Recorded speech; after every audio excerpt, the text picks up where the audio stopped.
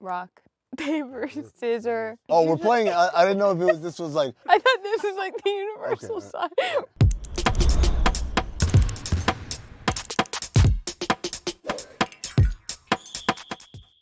Yeah!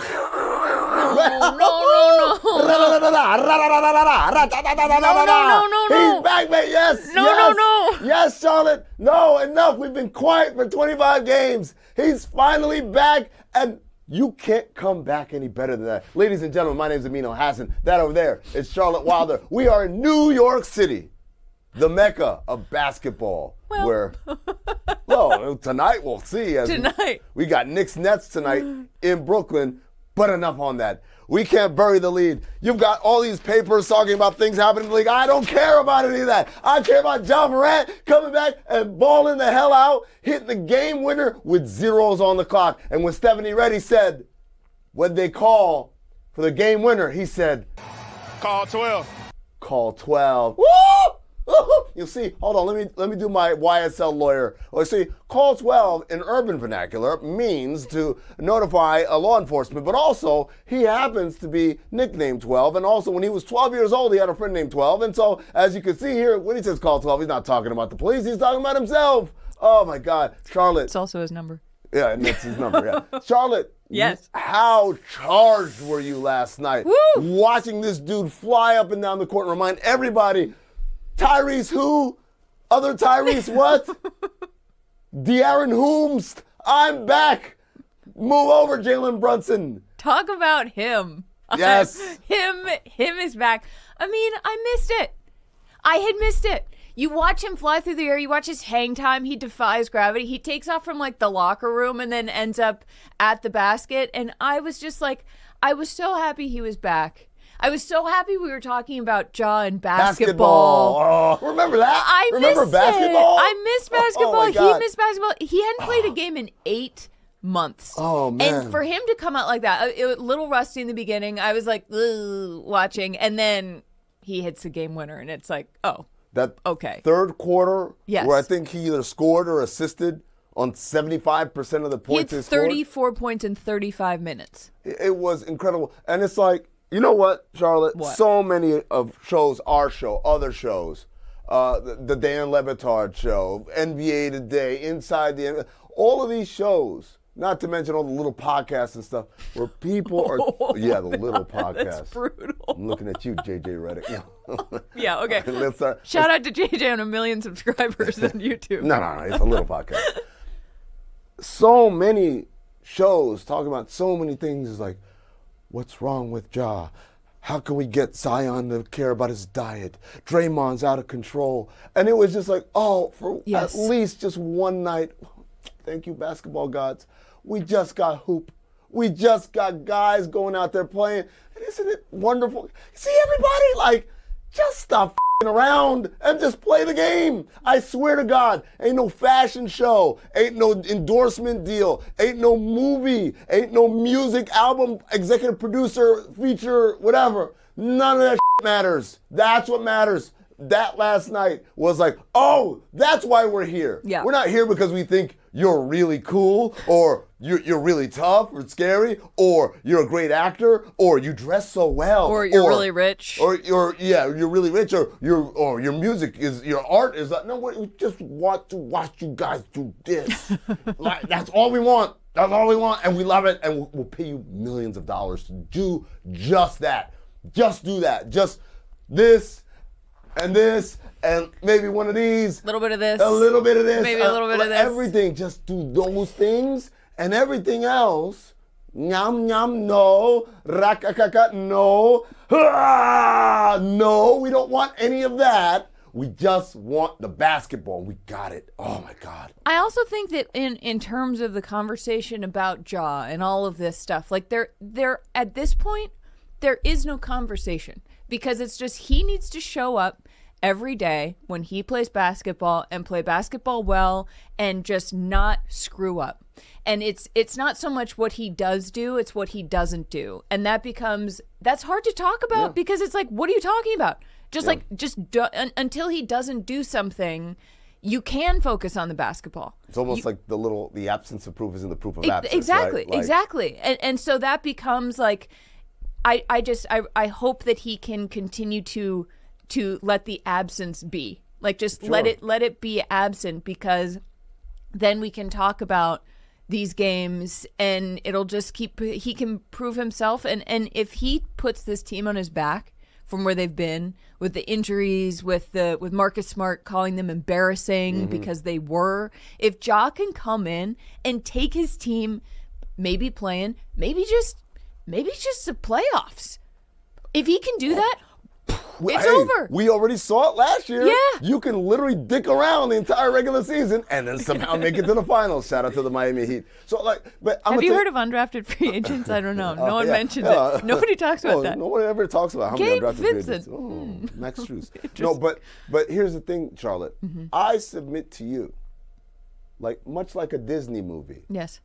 They can rally around this. This can be the shot in their arm. They have this miraculous comeback. They go on a crazy winning streak. They close the gap and then miss even the play-in. But the moral victory they walk away with, we made them sweat. Yeah. And I get it. We're not here for moral victories, and I get it. That's not a team.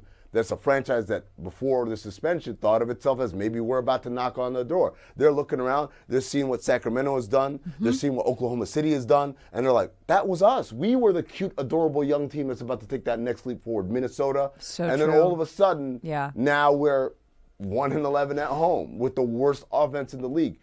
But you can start building on next year right now. Even if you don't make it to the play-in or the playoffs, it is incredibly important for them to push, not because of ping pong balls or anything, things like that, but because they have to prove not only to the league, to their fans, but to themselves, we're not a bad team. We just were missing our best player for a quarter of the season. Which, shocking, turns out, makes a difference. Hold on, let me put that, let me get that note here. Yeah, write that down, everybody. Hold on. Free NBA coaching advice. Okay, hold on. My notes app is free. Oh, there we go. Don't play without your best player. Got it. Charlotte. Yes. Believe it or not, there was another game last night. Yeah. After much of the East Coast went to bed, the West Coast and cursed people who like the Celtics. Yeah, and sickos who live on the East Coast. Stayed up and watched a hell of a Celtics-Warriors rematch from the NBA Finals from 2 years ago. And that was a fun game, first and foremost. It was an incredible game. And it's just seeing the Warriors without Draymond and watching them win without him is sort of weird. Do you know what I mean? Great. It's great for them. But there is this, you feel him missing. I felt his presence and that sort of fire on the court not being there. I'm going to tell you what the weird thing was. It wasn't even last night. It was 3 games ago, right? They played the Nets, and Curry went ballistic in the fourth quarter. And at one point, he hit the 3, and he looks at Jacques Vaughn, and he barks, call the timeout, basically. He's hot. At this point, he's bullying. He's bullying the other team to calling a timeout. And at the end, I thought it was he's just in the flow. He's feeling he's hitting shots. At the end of the game, as the final buzzer sounds, he flexes and roars. And there's an anger and a passion in there. And I was like, this might be, for them, I think this might be their turning point. We're like, okay, he's gone for 3 weeks. Steph's like, I'm going to show you guys why I am in the conversation as the best player in the league. Yeah. We saw it against Brooklyn. We saw it against Portland. And then last night. And then. Oh, my God. You know what's funny? He misses the shot. And then he instantly, because if you watch Steph for those Curry, who didn't watch, they were in overtime and Chris Paul passes to Curry, and you watching knew. Yeah. So here's the thing. If you're watching a Warriors game, I know it's fun to just watch the ball and all that stuff. I'm telling you, you want to have a lot of fun. Holy shit, I did not know that was happening. Pick possessions and just watch Curry. Just watch it, regardless of whether he has the ball or not. And it's these circular patterns. He's going all over the court. He never stops. Perpetual motion, right? And so he misses the layup, And rather than just crowd around the basket, hope to play volleyball or whatever, maybe he gets it back, he comes back out, circles, goes into the corner. Chris Paul comes up with the rebound. And then I said, oh, yeah, he saw him. And as he starts to throw that skip pass, the ball's in the air. I said, night-night, because I just knew. You cannot give him that much time, space, and oxygen. The scouting report on Curry always says, locate him at every moment. Last night, the Celtics failed in a critical moment to execute the scouting report, and that's what killed them right there. They failed in a critical moment. Mm-hmm. In that moment, obviously, Steph hits the shot, and then he says he does the night-night thing. But they failed before then. They failed in the fourth quarter. They failed in overtime. They blew a big lead. Jason Tatum and Jaylen Brown they scored a combined 7 points and went 1 for 10.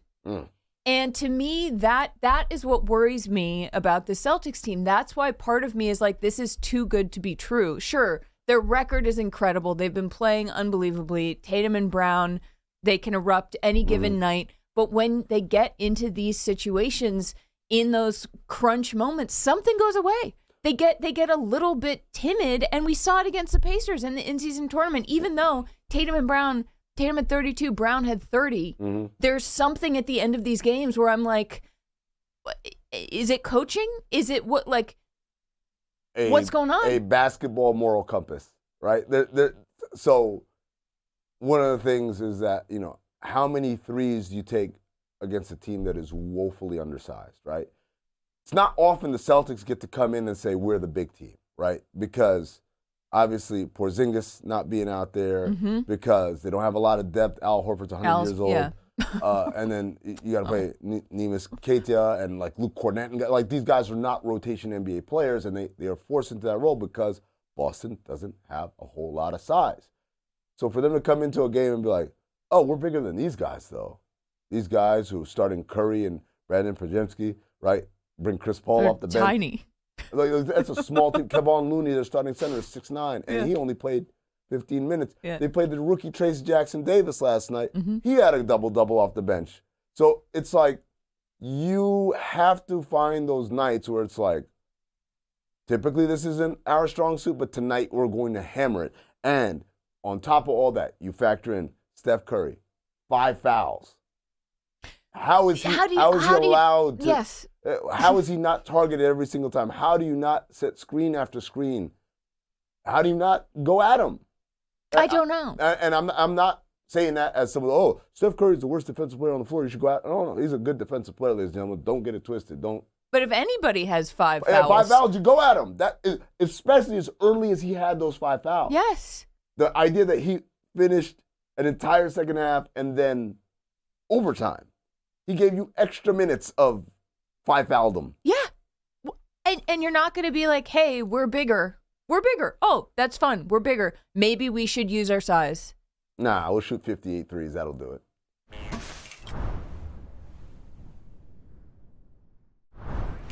You see Charlotte's fist, ladies and gentlemen.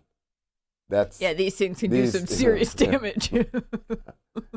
She's got 10 fingers. I don't know how many knuckles that. It's like 8 knuckles, right? Put me on the Does this count as a knuckle? Don't know. Either way, she's going to put them to good use.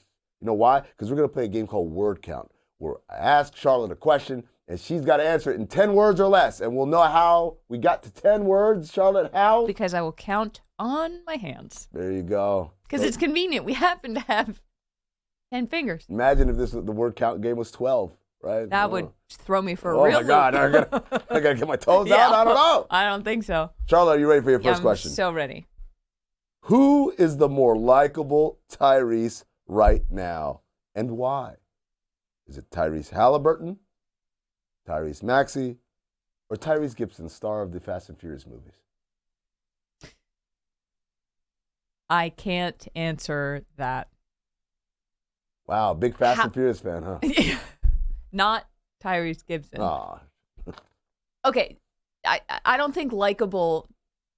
Likable, I can't answer. They're both adorable. They're both phenomenal. They're fun, fast-paced, blah, blah, blah. I think who is more crucial to their team, you could have to say Halliburton, because he's the main guy. Right. but also you don't really have the Sixers right now doing well without I mean, like, I'm not saying that Tyrese Maxey is their best player. Obviously, Joel Embiid's reigning MVP and is having an even better year this year than he did last year. Right. But they're not where they are without nowhere him. Near without Tyrese Maxey. He makes so much happen. And what I like about Maxey is whatever role he's been asked to play in his career, he's like, all right, cool, I'll do it. Yeah. Like, hey, James Harden's coming in. We need you to kind of, all right, cool. All right. Hey, James Harden's out. I need you to step it up. Okay, cool. Like, he's so positive and so team-oriented.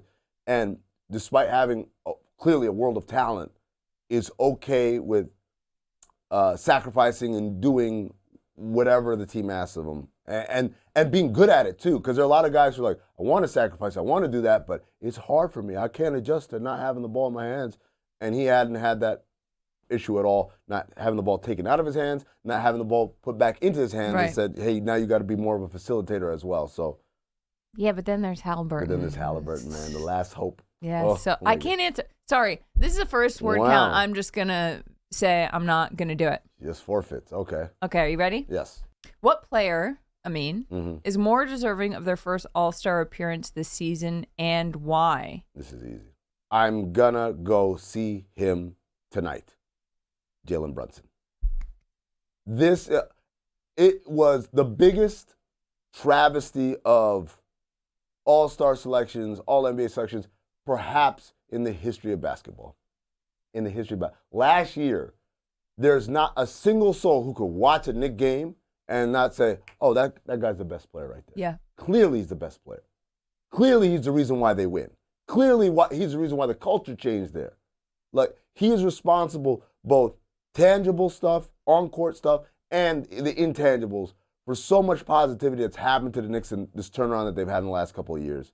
And the idea that he wasn't recognized in any way. Julius Randle, I mean, it blew my mind. It was, the way I explain it is, it's like if you watch the Phoenix Suns when I worked there, sure, Amari Stoudemire was a tremendous, tremendous talent, right? And made it happen on the court every night. But there wasn't a soul in the world who watched it and didn't say, oh, Steve Nash is the best player on this team. And Amari knew it too. Amari just knew, okay, well, my role is to catch Steve's passes and destroy whoever's in front of me. Mm-hmm. So it was like, I don't care. But it was clear that Steve was the straw that stirred the drink. It's Jaylen Brunson because he doesn't get recognition on his own team while someone else does. All right, Charlotte, question number 2. Mm-hmm. What is the biggest reason for the feeling that the Warriors dynasty is over? It isn't. Ooh. Oh! In your face, word count. It isn't. It isn't because until I see everything fall apart in the playoffs this year, I don't think I will believe it's over. These are guys, nobody thought they were going to do it in 2022. Yeah, nobody thought they were going to be there. Nobody thought they were going to be in the finals. They were already old then. Yeah. They're old now. Draymond's been suspended. When Draymond is suspended, you know how he's going to come back. Yeah. Hopefully he'll come back in a way where he won't then get suspended again. But if they can use this, as the sort of rallying cry, if Steph can take on some of that, enforcer role while Draymond's gone, and then they come back together. And if people stay healthy, I'm not going to count them out yet. I'm just not going to. And I know that it is a popular thing to do. And there have been a lot of articles written by very smart people saying that It is over, and that it's because if it were to be over, it would be because of age. It would be because of time. It would be because it's insane to have a dynasty last this long. But I'm just not ready to say that. Okay, are you ready, Amin? Yes, I am. Are the Oklahoma City Thunder for real, and why? Yes. Because, and bear with me here. Oh, boy. Damn. Oh, wow. Did he finally fall? They freaking poop. Oh. Weird one. This team is elite defensively, you start there. They are top third of the league offensively. We know that something like 25 of the last 27 NBA champs have been both top 10 in offense and defense. So they do that. They have a top 5 net rating. Their effective field goal percentage is elite. They play for one another. They are the greater than the sum of their individual parts. Shai Gilgeous-Alexander is a legit MVP candidate. Chet Holmgren is a unicorn-esque talent where it's like, wow, he does so many things in so many different ways. He impacts the game in so many different ways. Jalen Williams, J-Dub, right? He's a dog. Like, every time I watch the Thunder, I'm like, why aren't people talking about him? I get it, Shai's great and Chet's exciting and all that, but that dude can play, man. Yeah. And so they've got guys that play their roles, buy into their roles. Like I said, they're disciplined defensively. Offensively, they move the ball. They shoot very well. They got good shot selection. They're a smart team. They are as legit good as they look on paper. The question is, though, when you get to the playoffs, Mark Daigneault, that chess match is something different when you get in there and you're matching wits against guys who have been around. He's a fine young coach, but it's like it's different when you get to the playoffs. Same thing for those players who haven't experienced it, really experienced it. Like there's a level that always kicks up. One of my favorite stories, Charlotte, when LeBron went back to Cleveland, and if you remember, Mike Miller went back and all those guys, and so they were playing. I want to say at Chicago. It was early. It was maybe the first or second game, and the crowd is going crazy. And Kyrie Irving, who had been an All-Star MVP and had been an All-Star, and was clearly a bright young star, leans over to Mike Miller. Is like, is this what the playoffs are like? And Mike Miller looks at him and says, no, it's nothing like this. Like, this is nothing. You think this is what playoff atmosphere is? Yeah. The intensity is ratcheted up so many levels higher. So I say all that to say, are they this good? Yes. Does that mean anything in April, May, and June? Maybe, maybe not. We'll see. My favorite Jalen Williams story is that when he went to practice with the Thunder before he was drafted, he didn't know what Mark Daigneault looked like. Yeah. So Daigneault, they were playing like 3-on-3, and Daigneault was trash talking him, and Jalen Williams like went off because he was like, "Who is this guy?" And then he goes in for the meeting with the coach, and he's like, "Oh crap!" That's something I would do. Okay, I'm ready. All right, this one's a doozy. Emily Ratajkowski, the supermodel / actress / whatever she wants to do with her life, was denied her usual free courtside MSG tickets because she left early during the Knicks' 21-point comeback against the Heat last month. Charlotte, whose side are you taking here, and would you have done the same? You've done the same. I was born for this Oh, word count. MSG. New York Knicks. I would never, ever. You give me free courtside seats.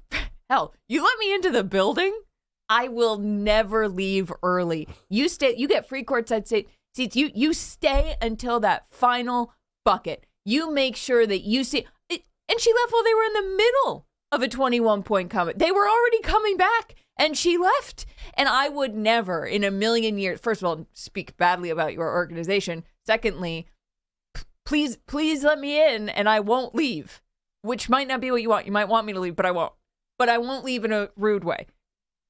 I can't believe what just happened here. The betrayal. Emily Ratajkowski has brought you so many joyful moments in your life, and you're just tossing her aside. You know what? Maybe she had an emergency. She had something she had to do, somewhere to be. I'm doing. You're doing. I would do the thing. I want to take her side, but I can't because I need the Knicks to let me into the building. Oh, she's Don't doing. blow this up for me. Yeah. You know what? I'll stand up for you, Emily. I'll be the man that says this was wrong, MSG, and you give her tickets back. You saw what they said in the press release? She's welcome to buy them. Buy them? The whole point. She's doing you a favor, Jim Dolan. How about that? Emily, I'm Charlotte. I'm doing a thing too. I'm trying to get engaged with Emily Ratajkowski. And I'm hoping this is my on-ramp. Oh, see, we're both am I laughing too hard? Okay, are you ready? Oh, is there more? There's one more? Oh. You have one more. Oh, okay. Laurie Markkinen says he doesn't want to go anywhere. Quote, I just want to emphasize that I really believe in what we're building here at the Jazz. Do you think he's right, and why should he want to leave? I blacked out and thought we were doing Who's Lying. rock, paper, scissors, shoot. I have one. No, like my guy Mickey on Seinfeld said, rock goes right through paper. Well, then what beats rock? Nothing beats rock.